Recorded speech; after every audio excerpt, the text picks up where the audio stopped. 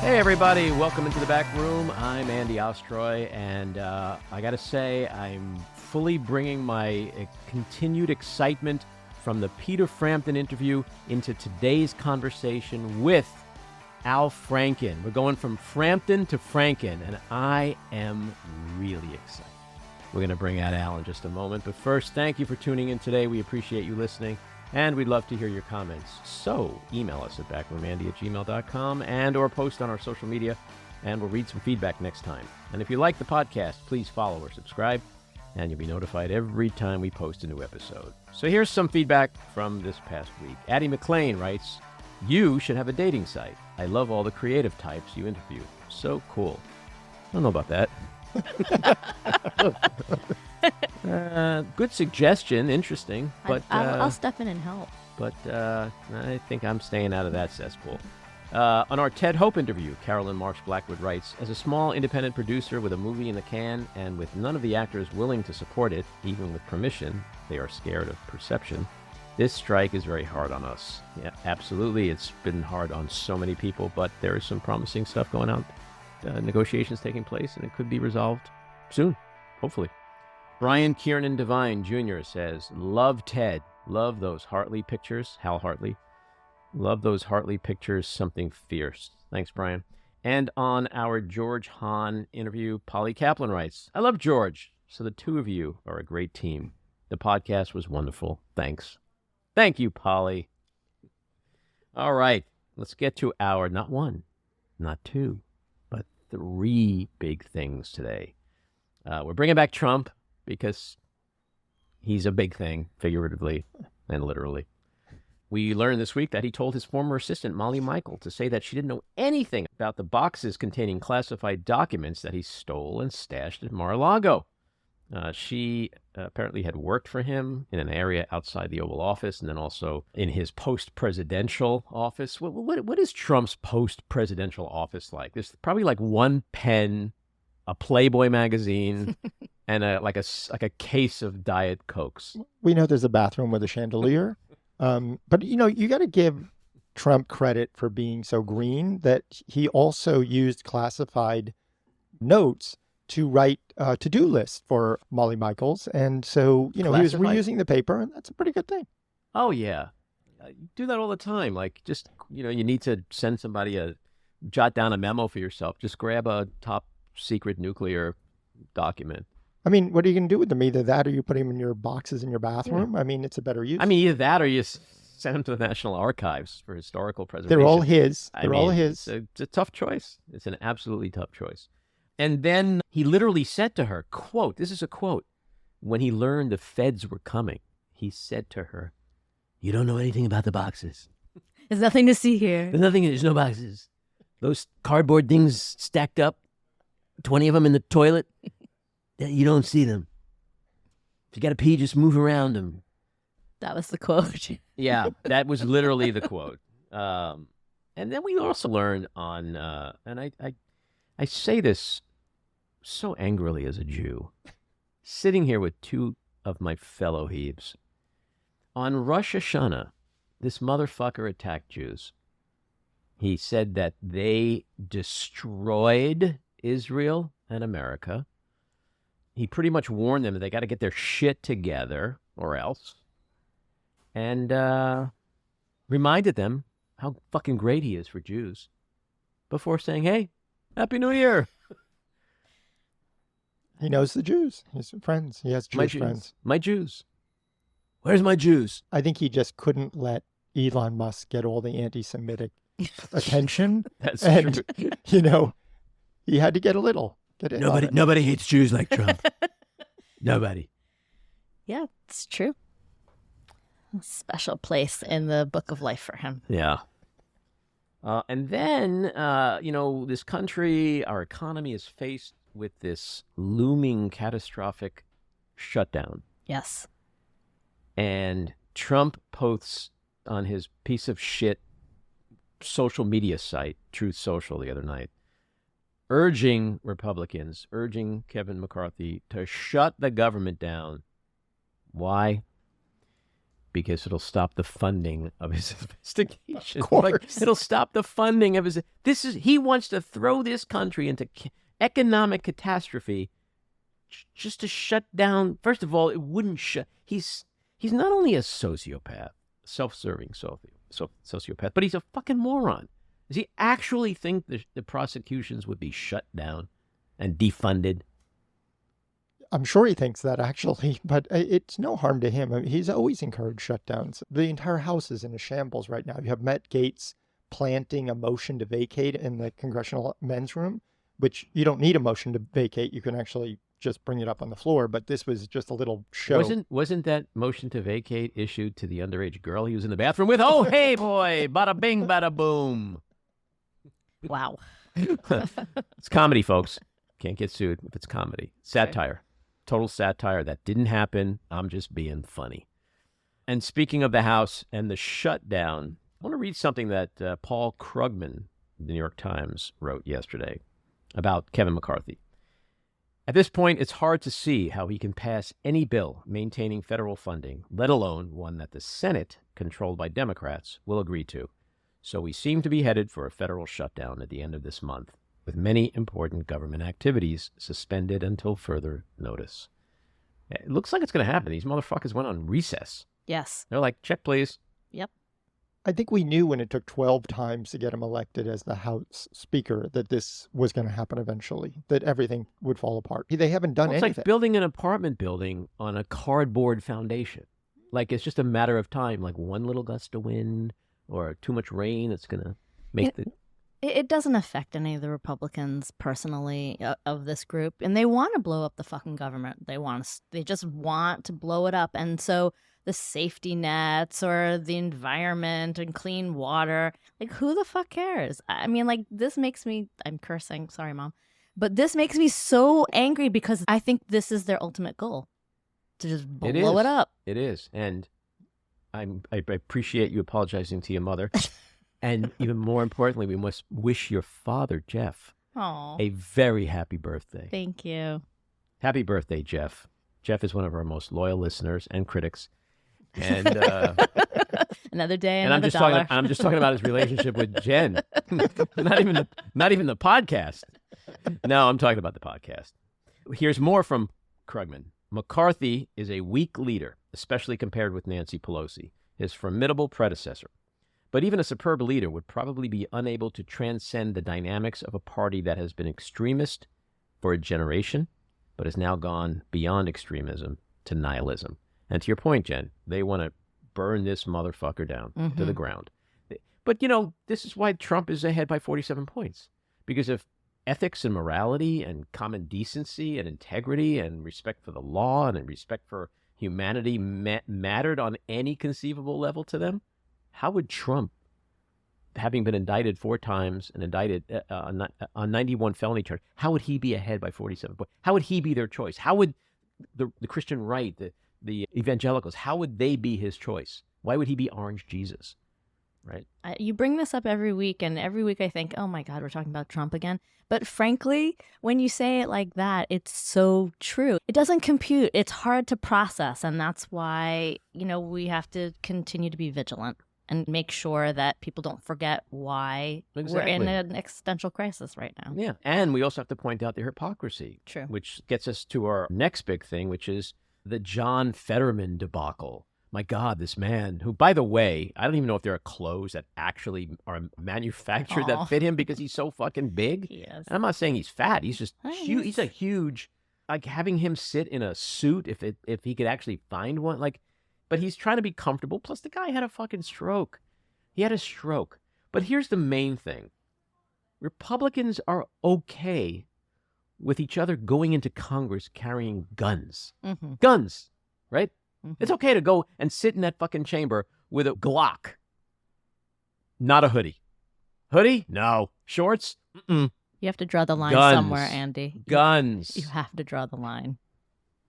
So, as they're attacking Fetterman for wearing a hoodie and shorts because of the impact on decorum and decency and respect for the institution, they're also working with, the hand job honey. Yeah. Like Matt Gaetz. Matt Gaetz says, I stand with Lauren Boebert. I stand with Kristi Noem. And it's like this woman jacked off her date in a crowded theater full of kids and was blowing vape smoke at a pregnant woman sitting behind. Like, Fetterman is wearing a hoodie? She apologized. After she was caught on camera, after she lied. After she got. I mean, the hypocrisy is stunning. You have Marjorie Taylor Greene and Boebert screaming in the House when they don't like something. Liar, liar, to the President of the United States. But like Fetterman wearing a hoodie is causing explosive diarrhea with these people. That's where we're, like, again, to your point, Jen, it's like everything is upside down. Yes. They don't even care that they're caught in lies and hypocrisy over and over and over again. And apparently their constituents don't care either. Well, Trump said it himself. I love the uneducated. When you're stupid and you hate black people, you could pretty much vote for anyone and elect anyone, right? And that's what Trump, how he got into the Oval Office, playing up on people's stupidity and their hatred and racism. And Republicans are just watching the master at it, and whether it's DeSantis or any of these people, they're all trying to duplicate his behavior. They can't do it as successfully or even close because they lack that thing that he has, which I always say exists, even though I hate to admit it. Mm-hmm. He's got charm and charisma that works beautifully to the people it's targeted to. Doesn't work on us, but it works on them. That's why they stand in line for 15 fucking hours in the rain and the cold to see his rallies, because they're going to see a show. They're not going to see DeSantis, talk about policy. Yep. So you're going to attack this guy. Forget the fact that he had a stroke. They're mocking him because he spoke yesterday in the Senate, and he was passionately talking about his pain and his suffering, and then he started weeping as he was talking. They're mocking him. Where do they get that from?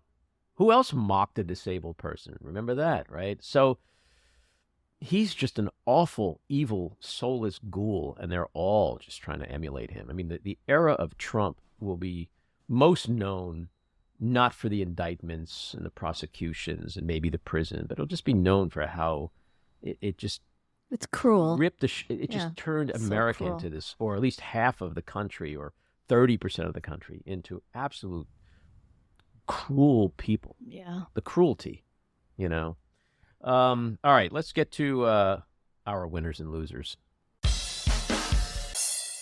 My winner, Democrats keep control of the Pennsylvania House. My loser, Kevin McCarthy, first, for refusing to allow Zelensky to address a joint session of Congress, and still no GOP agreement on a bill to fund the government. Ditto on McCarthy, but I have a loser as well. My winner, though, is John Fetterman, because he's won another round against the crazy trolls who are now saying that he's not actually who he is, and he's actually a doppelganger, and he has some pretty good comments about that. And my loser are families, and specifically working women, because in less than 10 days, more than 3 million children who now receive childcare are going to lose that funding. And this is just at a time when women are increasing their space in the working place. So this is going to be a catastrophe. My winner is Democrat Lindsay Powell, a nonprofit worker and former staffer for the city of Pittsburgh, who won a special election Tuesday and gave Democrats control of the state house. My loser, also Kevin McCarthy, who continues to demonstrate why he's the worst speaker in House history. But honorable mention to Melania Trump, who's very busy out there hawking her new Christmas ornaments. But wait a second, Matt, Jen, I kind of remember back in 2020, Melania Trump saying, quote, "Who gives a fuck about the Christmas stuff and decorations?" End quote. Interesting marketing strategy. Next thing you know, she's going to turn it into an NFT Christmas ornament. Christ. All right, that brings us to our weekly rant. Last week, Colorado Congresswoman Lauren Boebert went to see the musical Beetlejuice in a Denver theater full of kids. She was initially accused of vaping and asked to stop by the pregnant woman sitting behind her, and in general was acting like a rude, classless asshole. and she was ejected for, quote, causing a disturbance. She denied it all. But then the night vision security footage was released by the theater. And not only was she proven to be a colossal liar, clearly vaping and acting out, she was also caught jerking off her Tinder toy and getting her boobs groped so aggressively it was like watching a crypto bro waxing his Ferrari. Conduct in a public venue not just unbecoming for a congresswoman, but for anyone with an ounce of dignity and self-respect. And like clockwork, MAGA World took to her defense. Her Florida colleague, Matt Gaetz, tweeted, "I stand with Lauren Boebert and Kristi Noem," the latter being South Dakota's Christian family values-obsessed governor who was just exposed for having an extramarital affair with former Trump stooge Corey Lewandowski, who actually seems to have either fucked, groped, or propositioned every woman in GOP politics. It should be noted that Gaetz himself, these past couple of years, was the subject of intense investigation into sex trafficking of a minor. So what the fuck exactly is Gaetz, quote, standing with? Incivility? Infidelity? Lewd public sexual behavior around children? Exposing a pregnant woman to harmful chemicals? He and others like him are shamelessly defending the indefensible. They are so drunk on the Trump MAGA Kool-Aid that they've lost all respect for humanity. Anything and everything is okay, from sexual assault and rape, to corruption and fraud, to deadly insurrection and treason, all in sycophantic fealty to Orange Jesus. They've become pathetic, shameless, subhuman ghouls. But wait! Pennsylvania Senator John Fetterman walked into his chamber this week, committing the despicable act of wearing a hoodie and shorts, his signature outfit.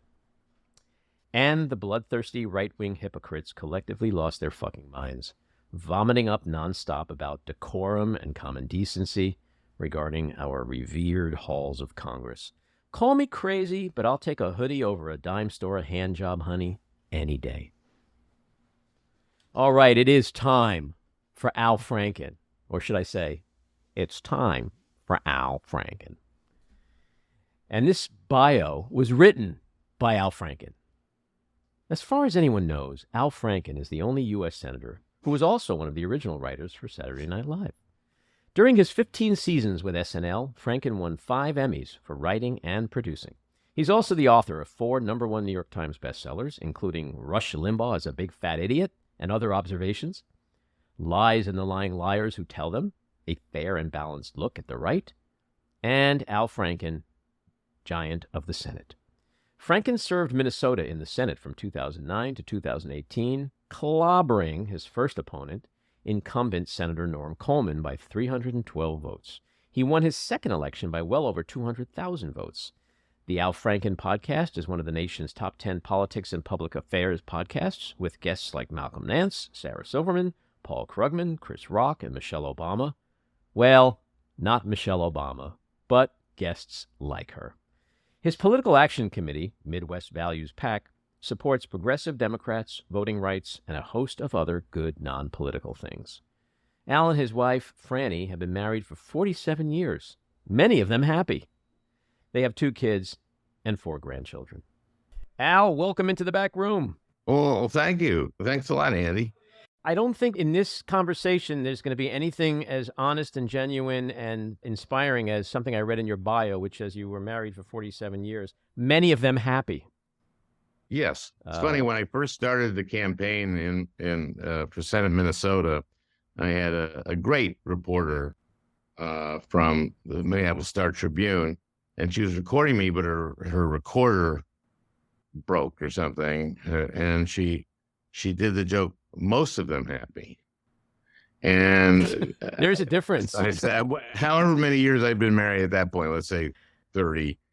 And she wrote, he said he'd been married 30 years, most of them happy. And I just, her name is Rachel Stassenberger. She's in Iowa now at the Des Moines Register. But I said, it's many of them happy is the joke. Not most of them happy. Yeah, most kind of sounds like they were all happy. It's not as funny with many of them happy. And she said, my recorder broke. And I haven't talked to her. I talk to her periodically. and I don't talk to her without saying, it's many of them happy. Do you want to go on record and quantify many? Is it? It's a joke. Many is funnier than most. It's ambiguous. Most says more than 50%. Yes. Many says ambiguous. you got a problem with your wife when you get home. My wife loves the joke, and she also understands that many joke, not most. When she describes, what does it say in her bio about the 47 years? I don't think she has a bio. But if she had one, would she say many or most? She would say the joke is many. Okay. All right. That's probably It's about the joke. I'm gonna be at the Ulster Performing Arts Center. I guess next 29th. And we're going to talk about that. wording of jokes is extremely important. Yes. Without levity, where would we be? Before we get into all the important issues of the day and your upcoming show on the 29th at the Ulster Performing Center in Kingston, I see I'm going to be promoting it multiple times. Explaining why many is so important. A joke is a joke, and the wording of a joke is like that's how we got into the Ulster Yes. performance center. But let's get. What were you going to go to? I'm going to go to your childhood. I want to know when you were little, like was politics and comedy. When were they on your radar? Well, that's such a good question because both were on my radar really early. Comedy, especially. It's kind of embarrassing. But like when I was 3 years old, I did an impression of Jackie Gleason doing "And Away We Go." That was my "And Away We Go." And my mom, this is what's embarrassing, would have me do it for company. So it feels like a very sad Billy Crystal moment from my youth. Like Alan is very funny, and here Alan doing your Jackie Gleason impression. So that was politics became important to me, I'd say around 1963 when I was 12 years old. And it was my dad had been a Republican. I grew up in Minnesota, but my dad grew up in New York, and he was a kind of a Javits Republican, just a progressive Republican when there were those things, right? Mm-hmm. A liberal Republican. And he didn't like Tammany Hall. My dad was born in 1908, and he didn't like Tammany, so he was a Republican. And then in 1963, we would watch the news when we ate dinner. We had tray tables. My mom was a great cook. These weren't TV dinners. She'd make a great dinner in the kitchen, and then we'd sit at tray tables, my brother and me and the parents, and we'd watch the news. And very distinctly remember this, 63 Southern sheriff putting clubs and dogs and fire hoses on demonstrators, and my dad pointing to the TV and saying, "No Jew can be for this. No Jew can be for this." And he had been a Republican, and then in 64, Barry Goldwater voted against the Civil Rights Bill, and my dad became a Democrat when he became the nominee and didn't look back. My dad protested the war in Vietnam and became a very progressive, well-known Democrat. Both my parents were. But that is, I think, the moment that politics became really important for me, when my dad said, "No Jew can be for that." Mm-hmm. Now, everyone knows that you, as a young man, ended up on Saturday Night Live, and so you clearly pursued the comedic part of your life. But was there anything that you did, dip your toes in the political waters at the same time you were pursuing comedy, or was that just something that came after? Well, Tom Davis and I went to high school together, Mm-hmm. and in high school, this was during Vietnam, we had announcements at the beginning of the school day. We had an assembly, and at the end of it, we did announcements. And he and I we were a comedy team, and we did, if the debate club had an event, we did announcements for the debate club event. And we started becoming political in, there's going to be a pep fest today. That's not very political, but we would we were combining comedy and politics then, and we were doing satirical comedy. And the Smothers Brothers were big at the time, and people like Mort Saul and Lenny Bruce and George Carlin and Dick Gregory, and those kind of people were people that influenced us a lot. So we started doing comedy together in high school. We started doing a club in Minneapolis when we were in high school. That was a satirical review comedy place. And so we were always combining politics and comedy. The first bit we ever did on the show was called Powwow with the Press, and the premise was, what if the Indians had won? And so I was the host, Howard K. Screaming Eagle, and he was from the Bureau of White Man Affairs, and we talked about some of the names of the Major League Lacrosse teams, like the Milwaukee Dagos, and how white organizations were objecting to the screaming rabbi mascot for the Cleveland Kikes. And so that was the first bit we did on SNL. That show won an Emmy, very proud to say. So we were doing political satire, and a lot of the political stuff that we did on SNL, I did with Tom, also with a guy named Jim Downey, who is a very famous, well-known, respected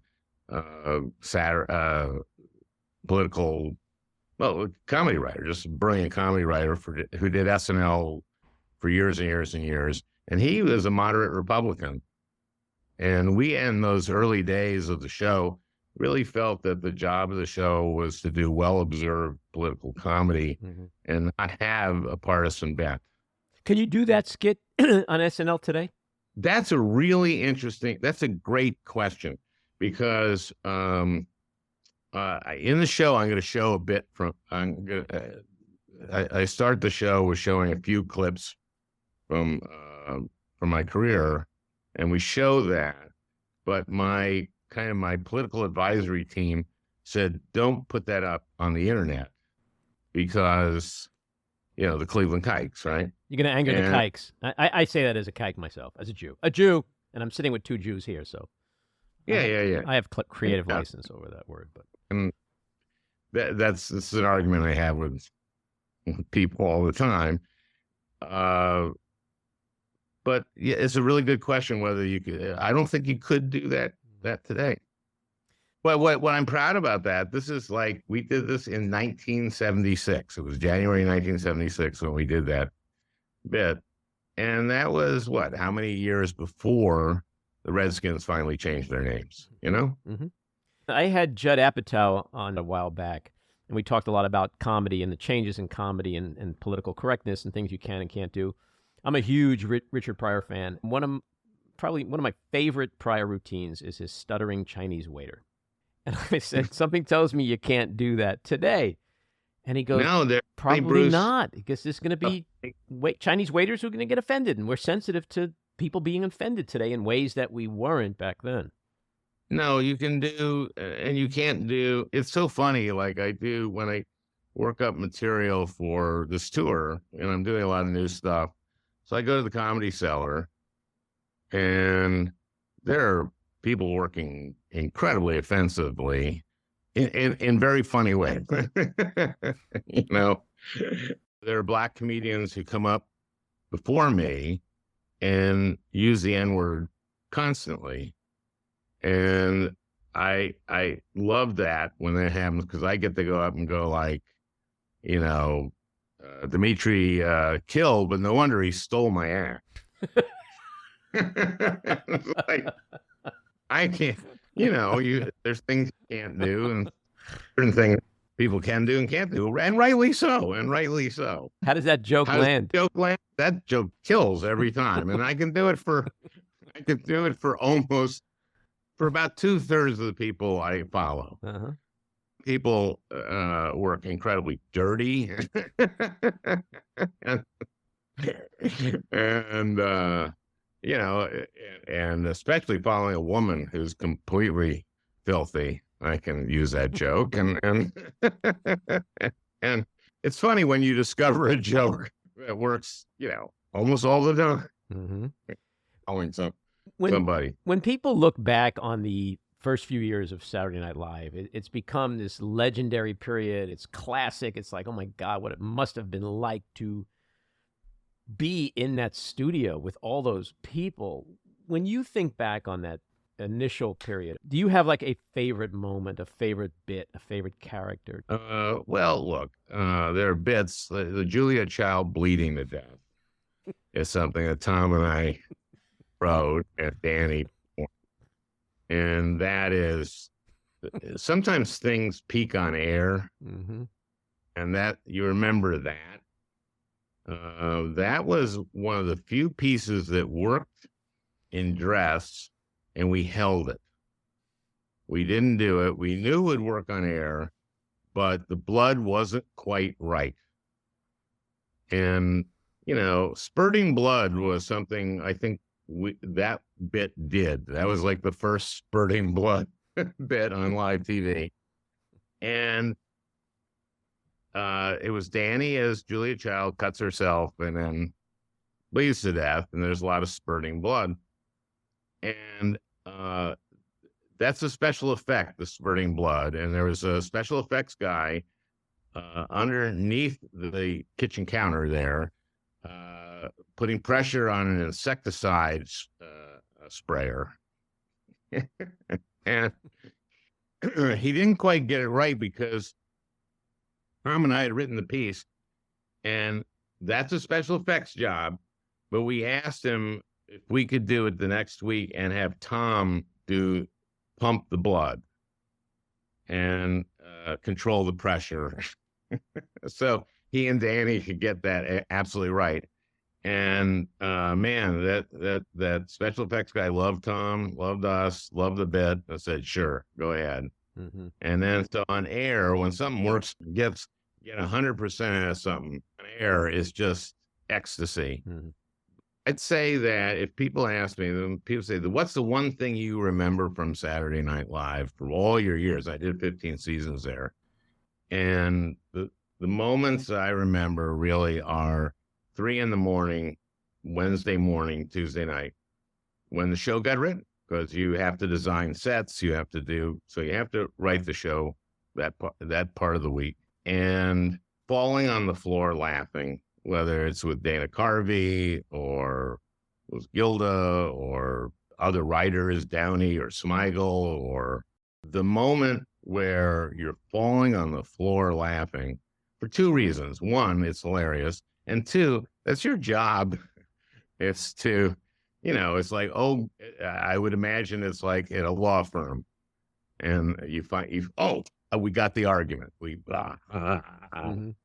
No, but there is that combination of just laughing hysterically and knowing, wow, we got something, When you were doing that show, especially in the early years, did you ever in your wildest dreams think that show would last, would just go on for 50 years and even longer, perhaps? Because it's not done yet. No, no one could imagine that. I got there and looked at the people around me when we first got there and said to Tom, who was much more of a pessimist than I was, I said, this is going to be a hit. And nothing's a hit. Nothing ever is a hit. Well, there are hits, but to say that at the beginning of anything is like insanely stupid in show business. And so I remember saying that to Tom, and Tom going like, yeah, right. And, remember, Tom is 24 years old at this time. So he's not exactly jaded, but, I'm going like, this is going to be a hit. And, we had Gilda, we had Danny, we had Belushi, we had Curtin, we had Lorraine, we had Garrett, we had Chevy, we had Michael Donahue writing, we had Limbaugh, we had all these. I'm saying this is going to be a hit, and we had Lauren, and Tom just went, yeah, right. But I no one could have conceived of it anything going on this long. So then we jump ahead a bunch of years. You're about to walk into your first day as U.S. Senator, and it's said to you, just don't be funny. You're not supposed to be funny. That's your past life. Don't do that here. So that's what my team had told me. Don't be funny. Don't be funny. Don't be funny. And I went, okay, I got it. Don't be funny. Don't be funny. So the first day I'm there, I get sworn in. I'm on the floor for a little bit, take the subway back to my office. It was the first time I'd been to my office. I wasn't allowed to be there until I was sworn in. I get to my office, get to my desk. There's a slip of paper, and I see that one of your duties as a senator is to write congratulatory notes to constituents. And my first one is for Ruth Anderson of Marshall, Minnesota. And Ruth is turning 110. So I have my official stationery, and I just write, "Dear Ruth, you've got a bright future." And my new assistant comes in. The first thing she gets from me, takes it to my chief of staff. He's in a flag. "What is this?" I said, "Well, it's a joke." She goes, "Uh-huh. Do you think Ruth Anderson will find it funny?" I said, "I don't know. She's 110. And he says, "Okay, do you think her family will find it funny?" And I started thinking about her 90-year-old son reading it. And him going like, you've got a bright future. Well, that's kind of mean, but it's funny. It's funny. It was funny. But I rewrote it. I wrote back, "What's your secret?" or something like that. Yeah.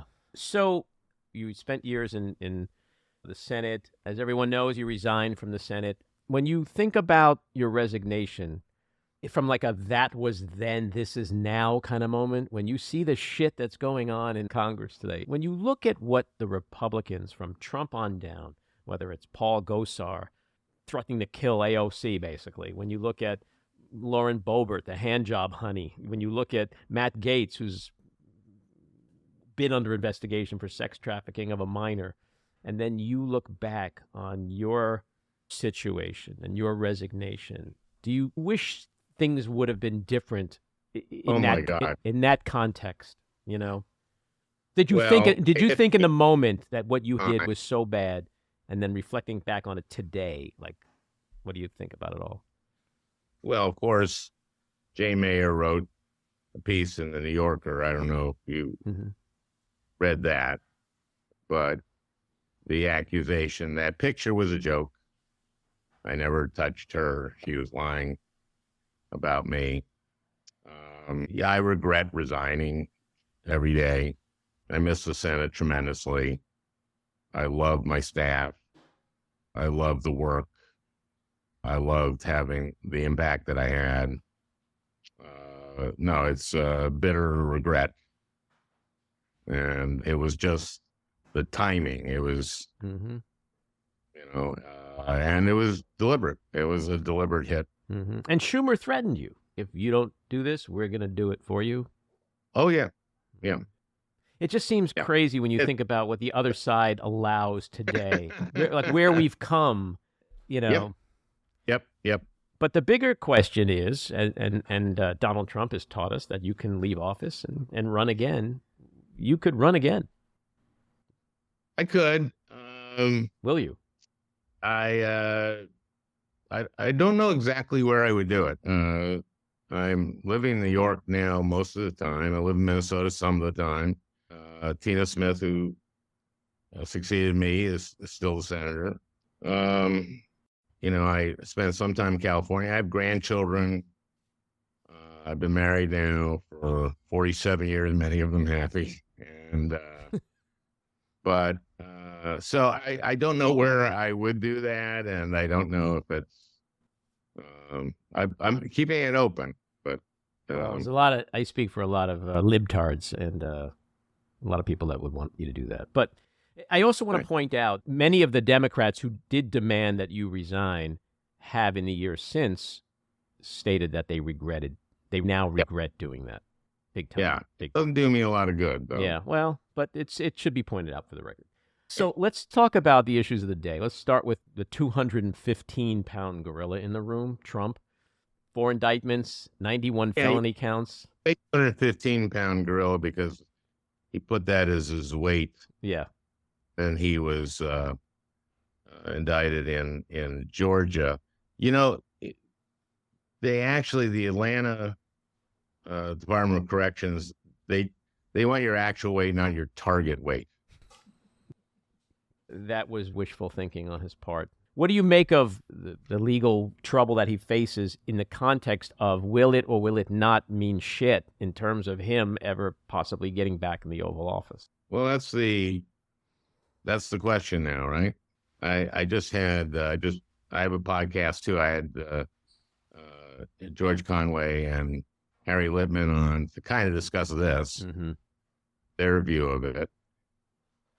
They feel like, and I think this makes a lot of sense, that the first one to really be adjudicated is going to be the January 6th case because it's one defendant. Georgia's scheduled to go first, but that's Cheeseboro or Chesboro and Powell, I guess, have asked for early. And so it sounds like that's going to be 3-4 trials or something like that. And it's going to take months and months and months. The one in Washington, the January 6th trial, I think is scheduled for March. The New York one, I think, is kind of a cipher. And the Florida one, the Mar-a-Lago one, is sort of the most cut and dried. And we have a witness. Her name slips my mind for the moment, but one of his aides said that or you know nothing about the box. Molly Michael. Molly Michaels, yeah, that's you know perfect nothing about name. when the feds come, you know nothing about the boxes. You know nothing about no boxes. You see nothing, you hear nothing. All those cardboard things in the bathroom, you don't see them. You don't talk about them. We're on that stage. Yeah, the picture boxes on the stage because that's like the Mar-a-Lago theater. I bet it's like they would have Second City come in every once in a while and do improvs. They'd take out, okay, we're going to take out one. This is, okay, let's do an improv on Iran's plan if we bomb them, if they get a nuke. I mean, it's mind-numbing is what it is. It's crazy. It really is. And so that's the most cut and dry, but then again, that's not starting until May or something. So where does it go? Like, we're in such an upside down world that literally a man who's indicted 4 times, 91 felony counts, facing 4 trials in 4 jurisdictions over the next 18 months, he's the front runner by 46 points. So given that context, anything is possible. I mean, we're actually living in a world where anything sort of is possible. And of course, we saw, was it yesterday? These things, the Merrick Garland hearing was so ugly, or maybe it was the day before yesterday. And the Republican Party has just become, a very key moment in the history, I think, of this country is Kellyanne Conway saying there's these things called alternative facts. Right. And I remember her saying that, and I was going, I go, okay, that's funny. And then it's devastating because what she was basically saying is there's this thing that's fake news, and Trump would say fake news, And fake news was left-wing fake news, putting out fake lies or fake, facts. Mm-hmm. And so that's why they need alternative facts. So what you saw in this hearing, the Garland hearing, was the Republicans just laying out one, just lying. And Merrick Garland, one of the great public servants of this or any time, having to sit there and maintaining his dignity like no other human being could possibly do, because he's Merrick Garland. Mm-hmm. Well, he had this great quote that he had to remind them of multiple times. He's like, I was not the president's lawyer, and I am not the Congress's prosecutor. Like, the fact that the Attorney General of the United States has to say that to members of the Law and Order Party to establish exactly what like a civics lesson of what the Department of Justice and the Attorney General, what their jobs are. Like, we're living in very strange times. Was it like that at all for you personally when you were in the Senate? Because what we have today is just, it's lunacy. Lunacy. The single most impactful and worst incident of that was when Garland was nominated by President Obama to be justice. Right. And it was in February. You remember, Scalia died. Mm-hmm. And McConnell said, well, there's Biden gave a speech in 88 or something. This was in June of 88, after the Supreme Court term had ended. And he was basically saying, if someone wants to resign, this is not dying, if someone wants to resign in June, and in order to be replaced by a younger, more right-wing justice, then in this election year, then at least the president has to run him by us and has to nominate a moderate. That's all he said. He has to nominate a moderate. McConnell took this all out of context and said, the Biden rule is you can't nominate a judge in an election year. And again, that was February. A guy died. Right.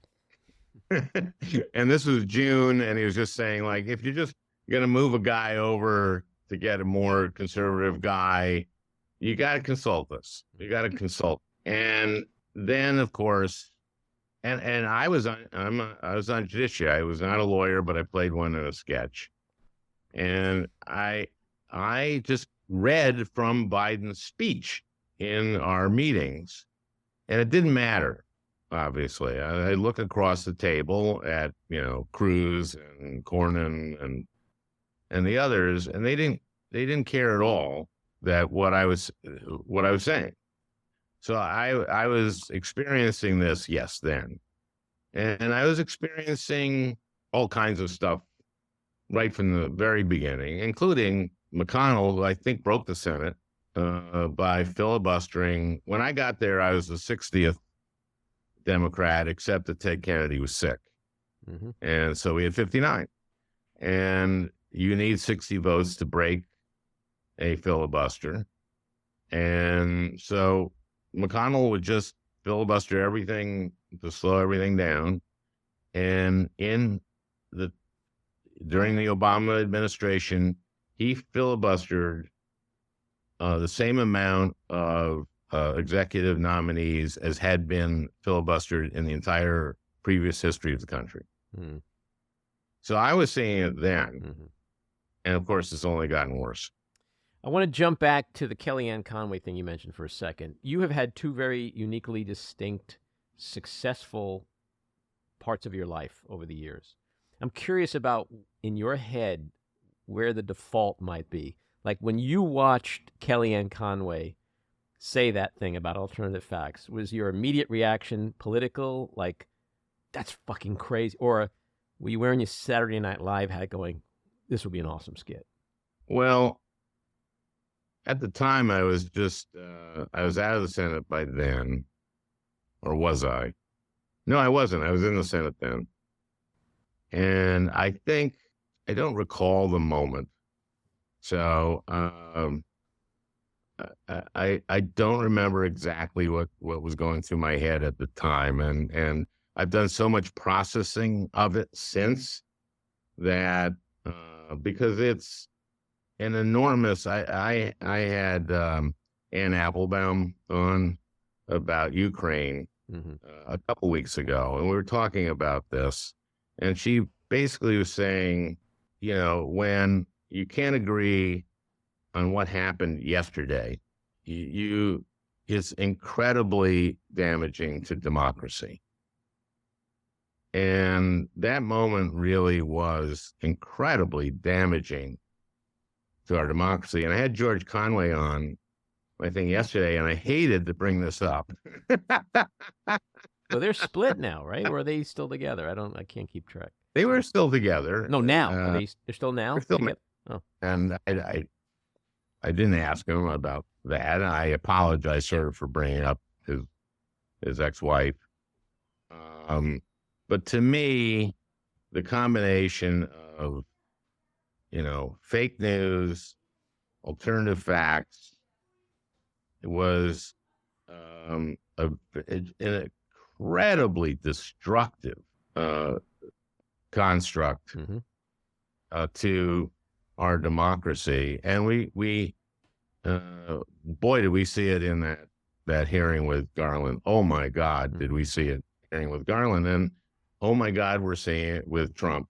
And oh my God, it's dangerous. It's the most dangerous time I can imagine. Yeah. Well, you have a party that is okay with its members walking into Congress with guns, but not a hoodie. Like that's right. That's where we are today in terms of priorities and everything being upside down. I want to ask you, what's your take on the looming shutdown? Is that going to happen? It looks like there's a nihilism here on the Republican side, and I don't think they care whether they're in the majority. These far right guys, I think they just care whether they get attention, whether they get money, whether they win. They don't care. They don't care if their more moderate members win or not. They don't. They're just as soon be in the minority, I think. And, a shutdown of the government is always damaging. People always get hurt. It doesn't help anything. But it feels like it's going to happen. It feels like it's going to happen. And I also don't know how long the speaker will be the speaker. Well, he seems to be in a real bind. He's in a no-win predicament, in my opinion. No wins from the very beginning, and I'm amazed it's taken this long, for them to bring a vote. And feel like they're going to, but I don't know. I have no idea. Maybe the reason they can't pull that motion to vacate card is because who's in the wings? Who would replace him? Oh, it's Scalise or someone like that. I don't know. That's the House, right? Well, we got a couple minutes left. I'd like to have a little fun with you for a second before we go. If we can do a lightning round, I want to throw out the GOP candidates besides Trump, and if in a word or two or three, you can tell me what you think of them. Well, you brought up Pence. Pence. And he's fascinating to me because he's going to be the star witness in the January 6th trial. And he is like, right now, he's at, I think, 2%. I think that's where he is in the primary. And if you look at Republicans who love Trump, they hate Pence because he certified the election. And if you look at people who hate Trump, they hate Pence because he, sucked up to him, for 4 years. So if you do a Venn diagram of people hate Trump, love Trump, I think there's a little, they don't connect, but there's a little circle there of Pence supporters. These are, these would be schizophrenic evangelical, and that's not there's tens of millions of evangelicals, and there's more schizophrenics than people know. So there's something there, And I think that if Pence, when he gets on that stand, I think the first question he's asked, the first thing he should say is, "That motherfucker almost got me killed." I think that would win him a lot of respect. I think people go like, "He's angry. I like this guy. What's his name?" and then you get your independent schizophrenics who don't usually vote, maybe will vote now, and it's so that's him. And then if he goes up, I think he might move past Ramaswamy and DeSantis if he did that. And at which point DeSantis, whose learning curve is really bad, would say, "I was the first to go after the motherfucker fucking woke." Then he'd go down after trying that one. Get the woke in a few times, for sure. He did go after some motherfucking woke. Like school librarians and the truly dangerous. There's a couple of school districts that censored Beloved, the Pulitzer Prize winning book. What about Christie? He's not going anywhere, but he's gonna keep saying what he's saying. And the big question is, does Trump make it all the way through? And I guess part of it, what happens in the trials, but I would say he's going to be the nominee, wouldn't you? Well, conventional wisdom would certainly dictate that, but also in the last 8 years or so, we know that conventional wisdom has been completely, utterly thrown out the window. So, a year in politics is a lifetime, and you got a guy who's going to be on trial 4 times. I don't know. I'm not ready to say yet that he's the nominee. Yeah, he'd be a fool to make a fast prediction but I would give him about 80% chance of being the nominee. And what about Joe Biden? Is he too old? I'm doing quotation marks for the people at home who can't see what I'm doing. Is he too old to be running for president? A book I'd recommend to people is Frank Foer's book, which is The Last Politician. And Frank, I think it's on the bestseller list now. It just came out. And if you know Biden, you know that he's not an old doddering guy, and you know how active he is and how active he's always been. Richard Ben Kramer's book, What It Takes, it's sort of the book on American politics, one of the classics. And there's it covers the 88 race. I think it was 88. And the profile of Biden is of this unbelievably energetic, peripatetic guy. And he was very hands-on. He's been very hands-on in this administration. And they made mistakes in Afghanistan, but they've done a magnificent job in Ukraine. But they've gotten an incredible amount done. And infrastructure package that's the biggest since Eisenhower got the interstate highway system done. The Inflation Reduction Act, the poorly named Inflation Reduction Act, which invests in this huge investment in climate. Is age a legitimate issue? Yes, it is.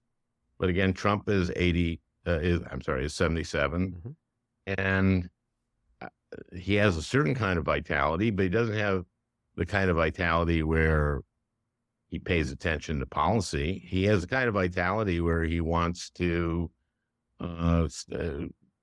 change our system of government and put everything in the executive, and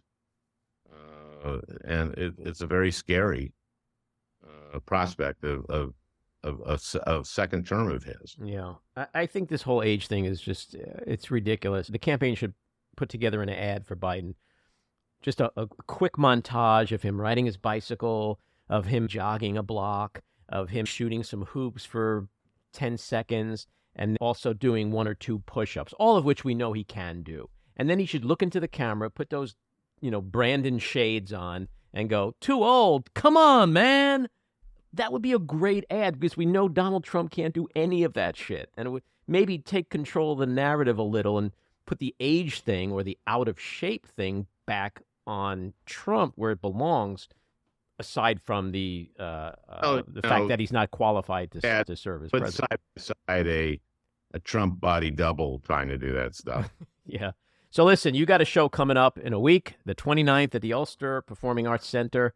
Tell us about the show. Well, it's I haven't done my concert show since February, but I've been workshopping this thing. So it's going to be, I'm in the process of developing a new tour. So this is going to be part of the stuff I've been developing and part of the old tour. So it's going to be kind of a hybrid. Mm-hmm. And so there's going to be some, it's exciting because there'll be new material that people will hear that won't work, that no one will ever hear again. And but it's I did about 20 minutes last night at a club. I go down to the Comedy Cellar, I go to other clubs, and it's an exciting part of it. And I think I got it's one of the more exciting parts of a tour. There's another exciting part of the tour when you really got the tour figured out. But I think this is, so I don't even know how long I'm going to do. My feeling is I'll probably do longer than I usually do because I'm trying stuff out. And do you do political commentary too? It's a lot of political stuff. I mean, to me,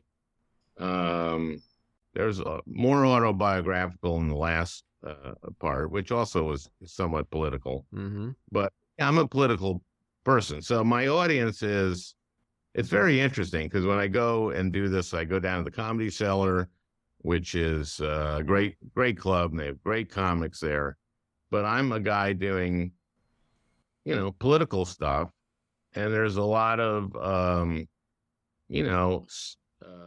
lot of sex and dating.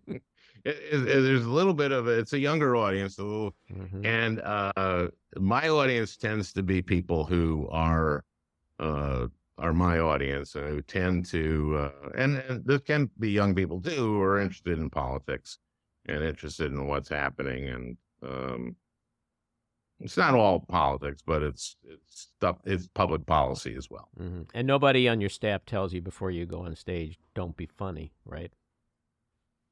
They know this isn't the time for that, right? That is not, no, that would, you're fired because you're crazy. No, this is, Right. Be funny. Where This can is the be people funny. buy tickets if they want to go? I don't know. The Ulster Performing Arts Center is the place, and it's in Kingston. If they go to the website for the Ulster Performing Arts Center, Mm-hmm. that the Ulster Performing Arts Center could tell them where to get tickets for the Friday, September 29th Al Franken show. Mm-hmm. I'm going to try to be there myself. There, are you going to be there? I'm going to try to be there, yeah. Yeah. Be nice to say hi in person if I'm there. You deserve comps. Those are complimentary tickets. All right. I know your team. I'll be asking. Okay, yeah, we'll put your name at will call. Sure. Okay. Yeah, right. And this is me next week. No, Al said there's tickets waiting for me. He said it himself. And then if this happens, this is something I can accomplish. I think it's in your wheelhouse. I trust that you can make this happen. For the people out there listening, Al Franken is smart as fuck. He's funny as fuck. And this is going to be an amazing show. So check it out. Get tickets and go.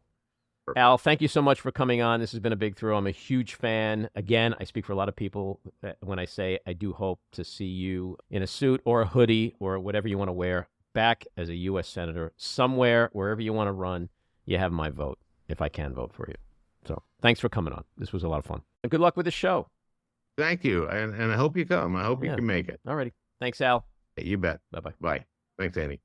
This episode of The Back Room was edited and produced by me, Andy Ostroy. It was co-edited and co-produced by Maddie Rosenberg and co-produced by Jen Hammoud. Our theme song was composed by Andrew Hollander, and our logo was designed by Cricket Langell. And special thanks to Patricia Wind. Please take a moment to rate and review the podcast, and also follow or subscribe.